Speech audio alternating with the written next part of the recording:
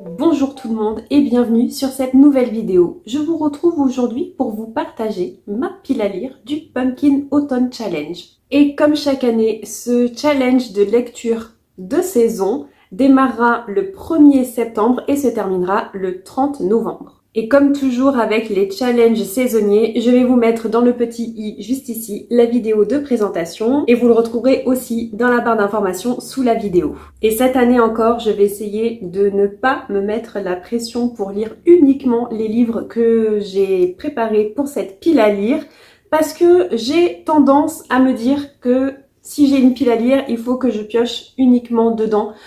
Et j'ai du mal à me laisser la liberté, le choix de lire autre chose. Donc chaque année c'est un petit peu mon challenge finalement.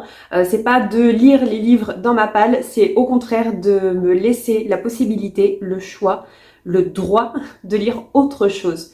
Donc ce que j'ai fait pour cette année, c'est que j'ai extrêmement limité mes choix, mes possibilités pour les différentes catégories parce que je sais que ma pile à lire de l'automne, elle va être énorme. Et à ce sujet, je vous prépare déjà une petite vidéo pile à lire de l'automne qui sortira le 21 septembre. Mais donc, en attendant, il est temps de découvrir la pile à lire du Pumpkin Autumn Challenge. Le premier menu, c'est à chaque fois celui qui m'inspire le plus, c'est Automne frissonnant.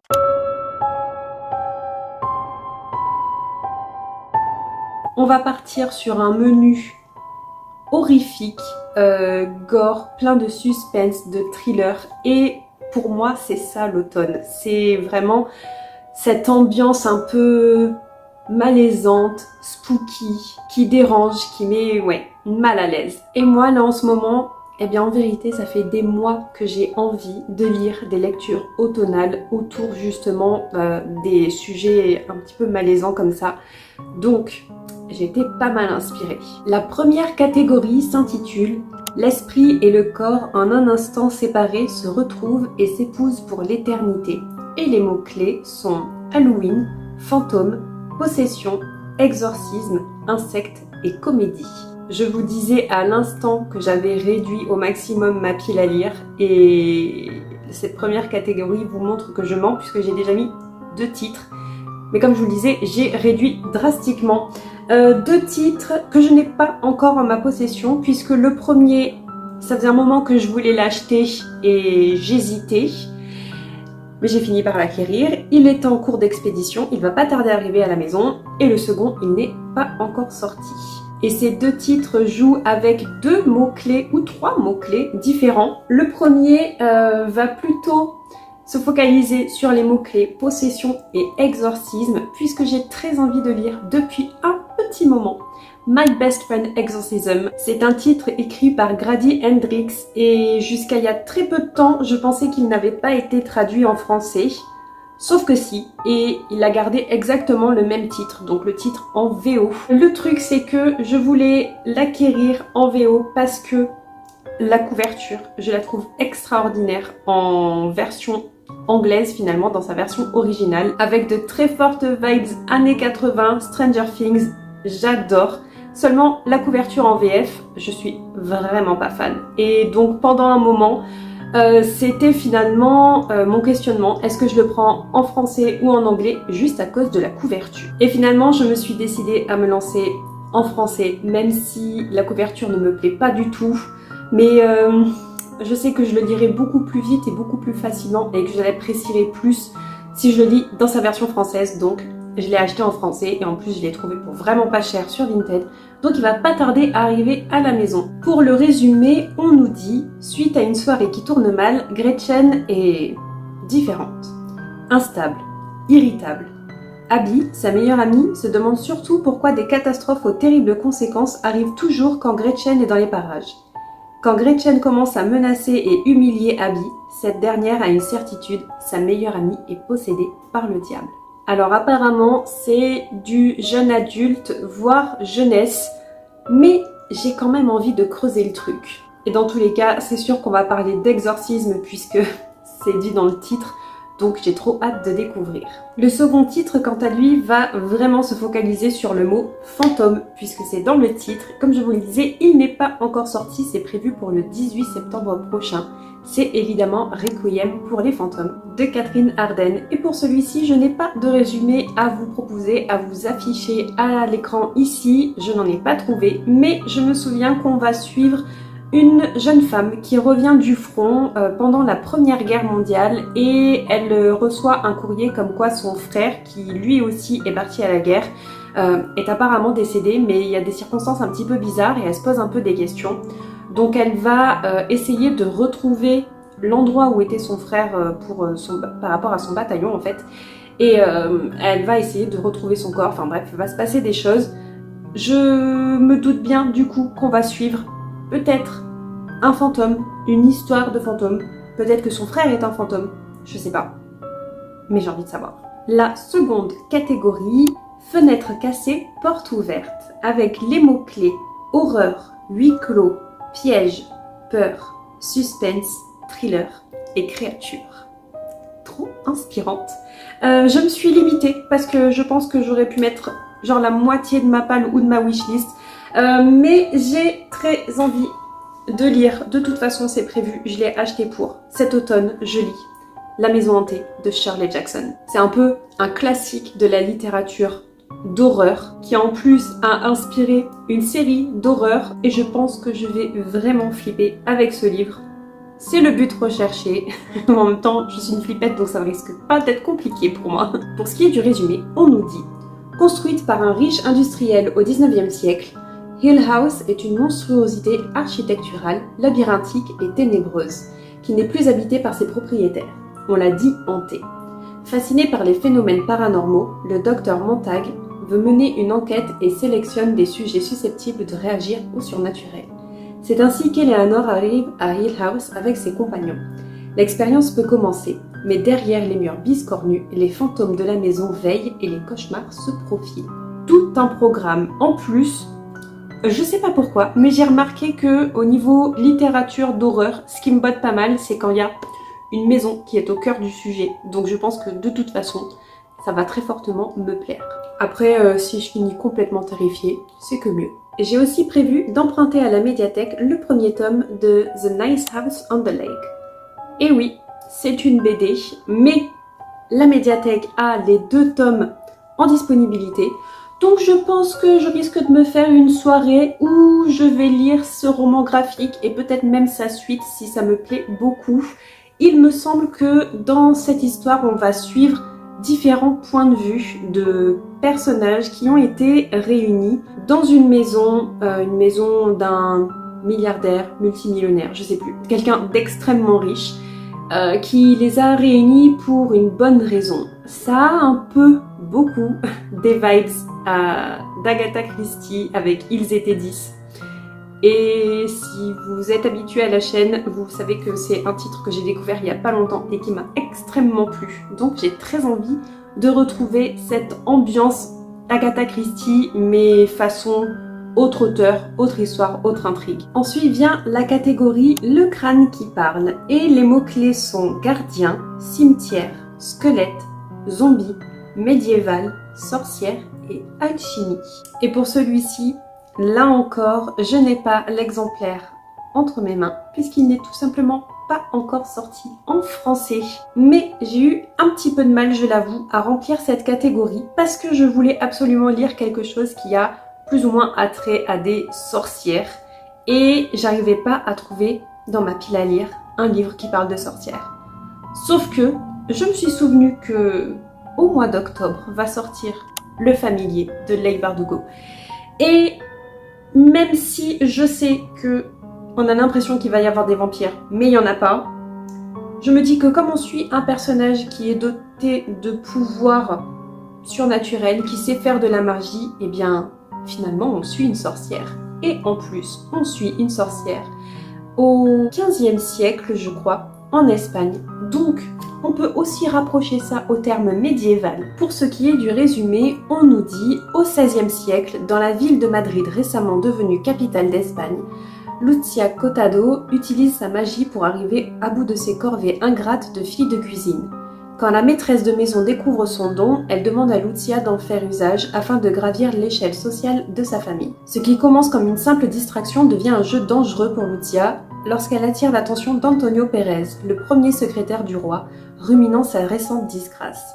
Encore sous le choc de la défaite de son invincible armada, le roi est aux abois, en quête d'un avantage stratégique dans sa guerre contre la reine hérétique Élisabeth I d'Angleterre. Pérez ne reculera devant rien pour regagner ses faveurs.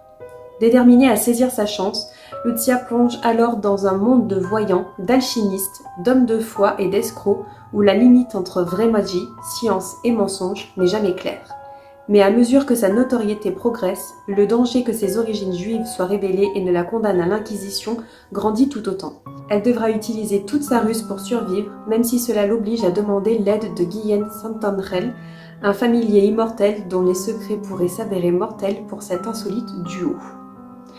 À la lecture, je me rends compte aussi qu'on va évidemment valider le mot-clé alchimie. Je pense que c'est le livre parfait pour cette catégorie. De toute façon, c'est simple, moi il me fait les yeux doux depuis qu'il est sorti dans sa version originale en anglais, donc c'est simple, il ne va pas faire long feu. La dernière catégorie de ce menu spécial horreur, c'est des pancakes pour 11. Une grosse inspiration Stranger Things encore une fois.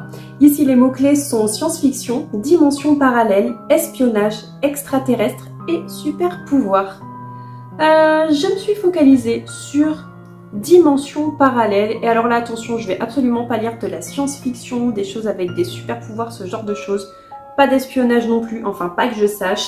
J'ai choisi un titre en VO que je viens de recevoir. Je l'avais même pas ajouté dans ma vidéo book haul parce que je l'avais acheté mais je pensais qu'il allait vraiment arriver beaucoup plus tard. Donc je l'avais pas inclus et je comptais vous le présenter dans la prochaine vidéo book haul. Quoi qu'il en soit, je viens de le récupérer, il est arrivé chez moi. C'est un livre en anglais, donc je pense que je vais mettre un moment avant de le lire, de le compléter, mais il m'intrigue depuis vraiment longtemps. Et j'en ai assez d'attendre sa traduction en français, ce qui n'arrive pas, qui n'a pas été annoncé de toute façon. C'est The Ghost Bride de Shang-Chi Cho. Et est-ce qu'on peut s'attarder juste 2 secondes sur la beauté de cette couverture qui fait encore une fois très automnale, mais dans un sens un peu ode à la mort. Personnellement, je suis fan. Ici, je ne vais pas vous lire le résumé en anglais, je vous l'affiche quand même à l'écran. Mais en gros, on va suivre un personnage, une jeune femme qui s'appelle Lilan et qui se retrouve fiancée, qui va devoir se marier avec le fils d'une riche famille, d'une famille avec beaucoup de pouvoir. Sauf que ce fils-là, il est déjà décédé. Elle va donc se fiancer avec une personne qui est morte, avec un fantôme, et il se trouve qu'elle va être un petit peu trimballée entre la réalité de notre monde à nous et la réalité du monde du fantôme dans lequel il évolue. Donc je pense que dimension parallèle, on est plutôt pas mal. En plus, point bonus pour moi parce que c'est quelque chose que j'apprécie énormément, c'est un roman historique puisque ça se passe dans les années 1890 en Malaisie. Donc ça va être un vrai dépaysement à la fois dans le temps et dans l'espace. On passe désormais au deuxième menu de ce Pumpkin Autumn Challenge version 2024. C'est cette fois-ci Automne douceur de vivre.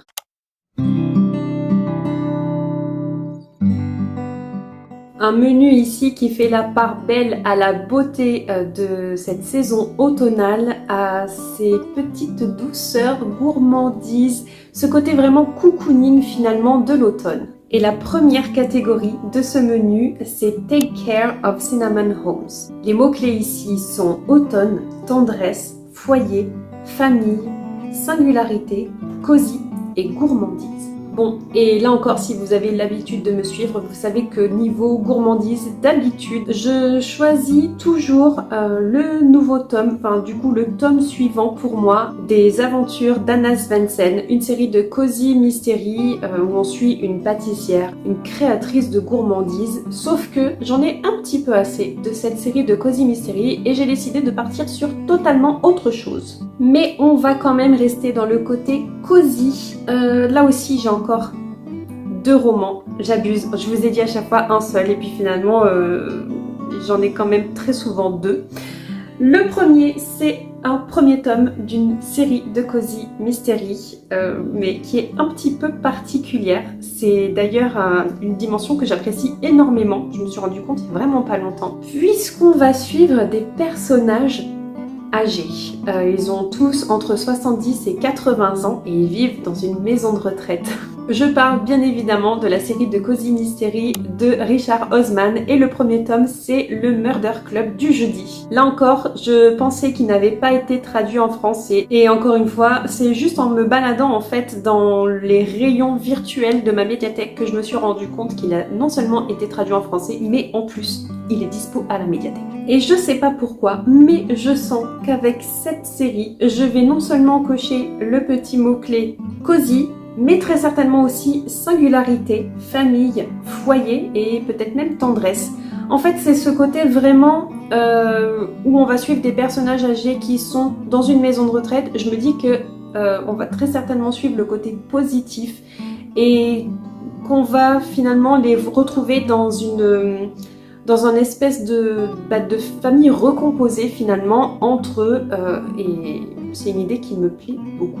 Je sais pas encore si ce sera le cas évidemment, mais c'est ce que j'espère. Et là, même si je vous ai affiché le résumé à l'écran, je ne vais pas le relire parce que j'espère le lire quand même assez rapidement et je veux y entrer à l'aveugle. Je veux découvrir vraiment au fil de ma lecture, donc je vais éviter de me spoiler en relisant le résumé. Et le deuxième titre, c'est aussi un titre que j'emprunterai à la médiathèque. Ça fait un petit moment que je veux le lire, un petit moment que je les mets dans mes packs du Pumpkin Autumn Challenge et puis que finalement je ne le lis pas, je ne l'emprunte même pas, j'essaye même pas finalement. Mais j'ai envie quand même de me laisser tenter et de découvrir cette année, c'est Sous la porte qui chuchote de T.J. Klune. Et pour le résumé, on nous dit « Bienvenue dans notre salon de thé, la traversée de Caro.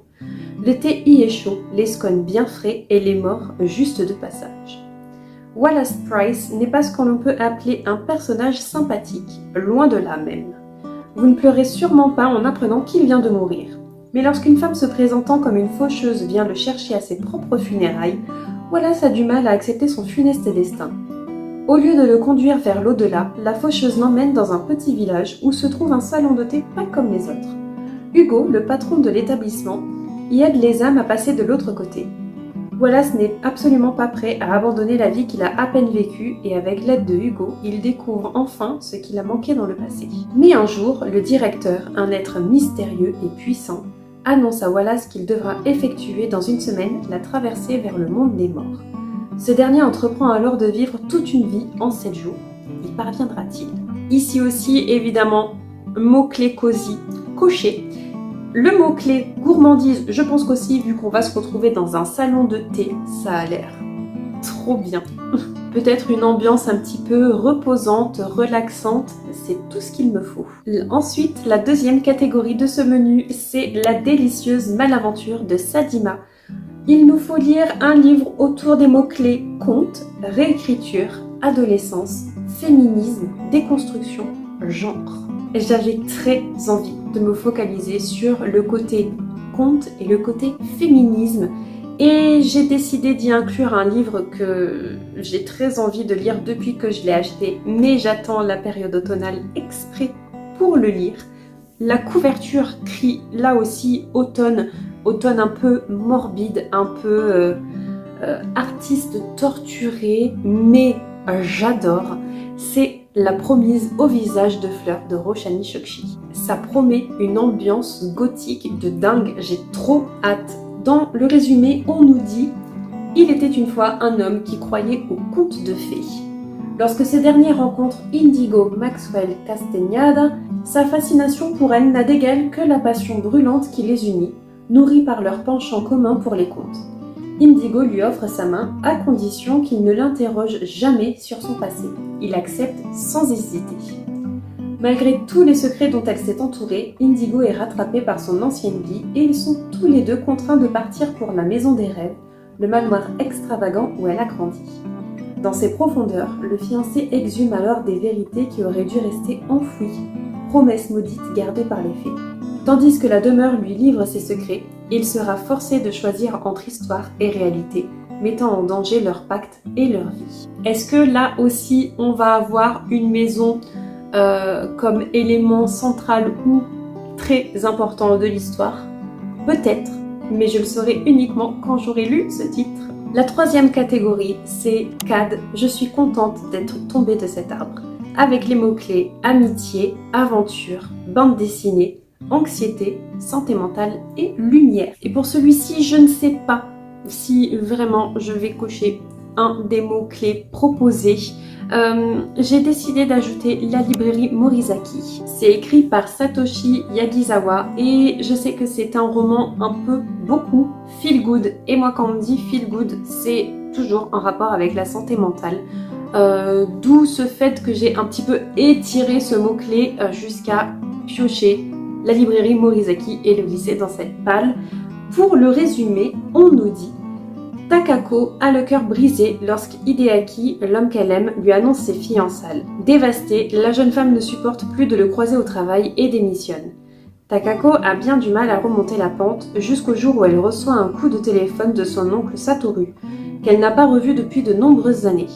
L'homme, un peu excentrique, est à la tête d'une vieille librairie d'occasion implantée à Shinbosho, le quartier des bouquinistes à Tokyo.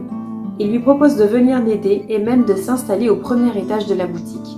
Voyant enfin l'avenir lui sourire, Takako accepte et découvre parmi tous ses livres un nouveau langage qui lui a été jusque-là inconnu. N'hésitez pas à me dire ce que vous en pensez, si ça peut rentrer dans cette catégorie ou pas, et tant qu'à faire, à me dire ce que vous avez prévu, vous, si jamais vous suivez le Pumpkin Autumn Challenge cette année. Quel est le livre que vous avez glissé dans cette catégorie? Et d'ailleurs, en parlant de catégorie, on arrive à la dernière de ce menu Automne douceur de vivre. Elle s'intitule « Je crois bien avoir songé qu'à vous seul », une référence à Orgueil et Préjugés. D'ailleurs, ce sont les deux premiers mots-clés. Orgueil, préjugé, donc. Amour, célibat, classique, sarcasme, verve et satire. Ici, on peut dire que je me suis absolument ruée sur le mot-clé classique, puisque de toute façon, je vais vous présenter un classique que j'avais l'intention de lire déjà l'année dernière, et puis j'ai jamais trouvé le temps de le faire. Cette année, c'est son année. Non seulement je vais le lire, mais en plus je vais le vlogger. Le portrait de Dorian Gray d'Oscar Wilde. J'avais lu l'année dernière, ou l'année d'avant, je ne sais plus bien, Le portrait du mal de Graham Masterton, qui était une référence, un hommage, on va dire, au portrait de Dorian Gray. D'ailleurs, l'un des personnages, enfin un petit élément personnage était Oscar Wilde lui-même. Ça m'avait beaucoup plu, mais j'ai envie de lire le roman à référence, le classique qui se cache derrière ce titre. Et pour le résumer, le voici.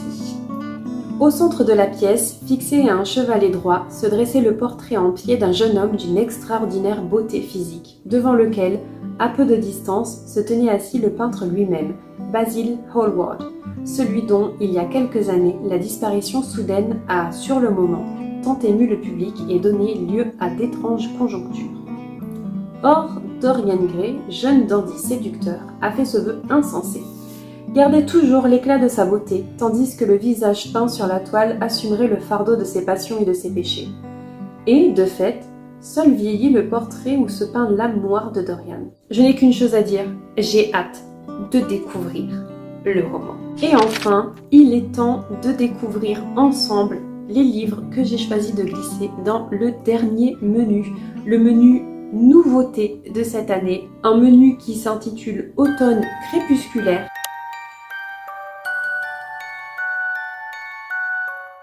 Ici, une ode aux animaux nocturnes, aux insectes nocturnes, à la vie nocturne finalement. Et la première catégorie s'intitule Le règne des phalènes, avec les mots-clés âme, vie, mort, messager, magie, transformation, ombre, animal, nocturne. Les romans que j'ai choisis pour cette catégorie cochent pas mal de mots-clés. Vie, mort, très certainement âme, peut-être messager, je ne suis pas sûre, on verra à la lecture. En tous les cas, il y aura aussi magie, transformation, ombre et nocturne, puisqu'on va suivre un personnage principal qui est un vampire. Il fait aussi partie de mon challenge Babelio que je n'ai toujours pas terminé, donc je vais avancer 2 challenges en même temps finalement avec cette lecture, puisque j'ai choisi, je pense que vous l'avez compris, j'ai choisi un colporte du nom de L'Empire du Vampire de J. Christophe. C'est le premier livre que j'ai choisi, tout simplement parce que si jamais je l'ai lu avant le démarrage du challenge le 1er septembre, je lirai la suite, L'Empire des damnés, qui est de taille à pouvoir assommer quelqu'un, ce qui peut être utile. C'est toujours écrit par J. Christophe et c'est le tome 2. Donc finalement j'ai de quoi faire, soit le tome 1, soit le tome 2 pour valider cette catégorie. Je vais vous lire quand même le résumé du premier tome. 27 longues années se sont écoulées depuis la mort du jour. Pendant près de 3 décennies, les vampires ont fait la guerre à l'humanité, construisant peu à peu leur empire éternel. Maintenant, seules quelques étincelles de lumière subsistent dans une mer de ténèbres. Gabriel de Léon est un saint d'argent, un membre d'une confrérie œuvrant à la défense du royaume et de l'Église contre les créatures de la nuit. Mais même l'ordre d'argent n'a pas pu endiguer la marée une fois que la lumière du jour a manqué, et Gabriel est seul maintenant. Emprisonné par les monstres qu'il a juré de détruire, le dernier saint d'argent est obligé de raconter son histoire. Un récit de batailles légendaires et d'amour interdit, de foi perdue et d'amitié gagnée, du roi éternel et de la quête du dernier espoir de l'humanité, le Saint Graal. Je pense très sincèrement que ces 2 tomes, ces 2 colportes, on peut dire, sont parfaits pour cette catégorie. La catégorie suivante, c'est voyageuse contemplant une mer d'étoiles. Les mots-clés sont romantisme, poésie, lyrisme, mystère, rêve, cauchemar, émotion et vague à l'âme. J'ai choisi un titre qui, je crois bien, est disponible à la médiathèque, mais je me tâte de plus en plus à me l'offrir, me l'acheter, l'avoir dans ma bibliothèque et dans sa version hardback avec un jaspage parce que je le trouve vraiment magnifique. C'est pas de moi de vouloir un livre pour la beauté juste de l'objet livre, mais là j'ai vraiment extrêmement envie de l'avoir en ma possession. C'est If We Were Villain de M.L. Rio. Je comptais le lire déjà l'année dernière, l'emprunter à ma sœur puisqu'elle l'a dans sa version originale. Mais on n'a jamais eu le temps de faire l'échange et de toute façon j'aurais jamais eu le temps de le lire. Donc ce que je vais faire, c'est que cette année, soit je l'emprunte à la médiathèque en version française et je le lis, soit je l'achète en version française avec le jaspage et je le lis. Pour le résumé, on nous dit « Oliver Marks vient de purger une peine de 10 ans de prison pour le meurtre d'un de ses meilleurs amis, un meurtre qu'il n'a peut-être pas commis. Le jour de sa libération, il retrouve le policier qui l'a fait condamner. Le commissaire Colborne prend sa retraite, mais il veut savoir ce qui s'est réellement passé 10 ans plus tôt. À l'époque, Oliver poursuit ses études pour devenir comédien dans un conservatoire très réputé. Il remarque bientôt que ses talentueux camarades avec qui il étudie Shakespeare semblent jouer le même rôle sur scène et dans la vie. Le méchant, le héros, le tyran, la femme fatale, tandis qu'Oliver, lui, a l'impression d'être toujours coincé dans un rôle secondaire. Mais le théâtre menace d'envahir pour de bon la réalité lorsque les rôles s'inversent et que les relations se pervertissent. Jusqu'au jour où l'un des 7 amis est retrouvé mort. Les autres se trouvent alors face au plus grand défi de leur vie d'acteur. Ils vont devoir convaincre la police et eux-mêmes qu'ils n'ont rien à se reprocher. Ça me fait quand même énormément penser à The Secret History de Donna Tartt. Je me souviens plus du titre en français. Un peu le même genre d'ambiance, un crime qui a été commis parmi une bande d'amis qui est passionnée par son sujet. Ici c'est le théâtre, avec Donna Tartt c'était plutôt la littérature et le langage si je me souviens bien. Sauf que j'avais vraiment pas apprécié le roman de Donna Tartt. J'espère très fortement que je vais apprécier celui-ci. En tout cas, les retours que j'ai pu en voir étaient vachement prometteurs. Et voilà, encore une fois, ça me fait trop envie. Il y a un peu une ambiance Dark Academia, un peu gothique aussi, avec du mystère, un petit thriller au milieu avec finalement ce crime où on ne sait pas qui l'a commis. J'ai l'impression que je l'ai dit pour chaque livre que je vous présente, mais j'ai extrêmement envie de le lire. Et ici, je pourrais très certainement valider les mots-clés romantisme, peut-être poésie, lyrisme, mystère émotion peut-être, je ne sais pas, et vague à l'âme, parce que j'ai l'impression qu'on va suivre des personnages un peu torturés. Pour la chute de Laure Ailey, on nous invite à lire un livre qui se rapproche des mots-clés suivants: ange, déchu, éthéré, prophétie, mémoire, roman choral, fleur, envoûtant, évanescent. Et tout de suite, quand j'ai vu la présentation du challenge cette année, tout de suite quand Guimauze a cité ces mots-clés, je me suis dit ruine. Ruine ici présent, parce que ange, parce que roman choral, mais aussi et surtout parce que prophétie. Et avec ce tome 3 sur 4 du livre des Terres Bannies, ici aussi un bon cale-porte, je vais retrouver plusieurs personnages. C'est un roman avec de multiples points de vue. On va suivre beaucoup de points de vue d'ailleurs, un peu à la façon de Game of Thrones. Sauf que ici c'est tout simplement le bien contre le mal, avec deux élus, l'élu du bien et l'élu du mal. Et la prophétie, c'est qu'ils vont donc s'affronter. J'avais vraiment beaucoup aimé les premiers et deuxième tomes. J'ai très envie de lire le troisième. Le quatrième va sortir au cours du mois de novembre, si je ne me trompe pas. Donc je pourrais avancer et me mettre à jour dans cette saga. Et peut-être même, qui sait, lire le tome 4 quand il sera sorti, avant la fin du challenge. Je me mets la pression toute seule. Et enfin, la dernière catégorie du dernier menu de ce Pumpkin Autumn Challenge édition 2024, c'est le crépuscule décide. Et ici, les mots-clés sont elfe, démon, crépuscule, mythologie, légende, petit peuple, fantaisie et nature. Il est grand temps que je lise cette relique de mon Pumpkin Autumn Challenge de l'année dernière et peut-être même de celui de l'année d'avant. J'ai toujours en ma possession Le Dieu Oiseau d'Aurélie Wellenstein, un titre qui promet violence, gore, mais en même temps qui va très certainement se focaliser sur les mots-clés, peut-être crépuscule, je ne sais pas. En tout cas, très certainement démon, puisqu'on va suivre des personnages vraiment extrêmement violents. Puisqu'on nous dit ici que dans cet univers, tous les 10 ans, une compétition détermine quel clan va dominer l'île pour la décennie à venir. Les perdants subiront la tradition du banquet, une journée d'orgie où les vainqueurs peuvent disposer de leurs adversaires. Il y a 10 ans, Faolan, fils d'un chef de clan déchu, a assisté au massacre de sa famille. Sauvé par le fils du chef victorieux, Torok, il est depuis lors son esclave et doit subir ses fantaisies perverses. Enfin, la nouvelle compétition est sur le point de commencer. L'occasion tant attendue par Faolan de prendre sa revanche. Aura-t-elle le goût du sang? J'espère vraiment que cette année j'aurai le temps de le lire, puisqu'il me fait toujours extrêmement envie. Ça y est, on est arrivé à la fin de cette vidéo pile à lire pour le Pumpkin Autumn Challenge. N'hésitez pas à me dire ce que vous en pensez dans les commentaires. Si vous ne souhaitez pas laisser de commentaires spécifiques, vous pouvez tout à fait me laisser un emoji en rapport avec l'automne, en rapport avec Halloween même si vous le souhaitez.